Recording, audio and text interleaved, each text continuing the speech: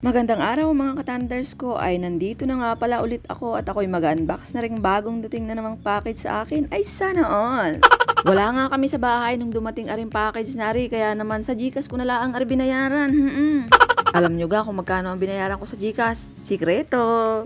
Nasa labas nga kami nung dumating aring package na rin at kami nagapagawa ng aming tricycle. Nalaman ko nga na dumating na itong package dahil tumawag sa akin si Rider. Sabi sa akin ay, "Ma'am, nandito na po ako sa inyong bahay, ay wala po kayo." Sabi ko naman ay, "Sige na sir, iwanan mo na lang dyan at bayaran kita sa GCash." Buti na lang at pumayag nga yung rider na yun, ay mabait din ay. Pagka-uwi nga namin ay excited na nga akong buksan ari. Tanyo naman at ang bigat na rin at ang laki. Kaya nga at pagkadating pala nga ibinuksan ko na agad at ako'y talagang excited. Noong nakita ko nga ang kulay ay talaga namang na-inlove agad ako ay. Siguro naman ay alam nyo na kung ano aring aking ay na-unbox na ari. Ari ho ay gaming chair, ay tagal na tagal ko nang gustong makabili.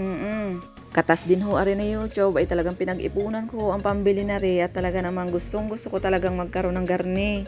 Inumpisahan ko na nga agad na i-assemble yan kahit di naman ako marunong. Ay syempre binasa ko muna yung kanyang ligaho at nang maintindihan ko. Madali naman siyang intindihin at may mga nakalagay na numbers sa bawat parts. Step by step nga yung nakalagay doon kaya madali ding intindihin. Naabutan nga ako ng aking anak na lalaki na ako'y gumagawa ng ganyan kaya naman ako'y tinulungan na din niya. Wari ko'y excited din makaupo ay.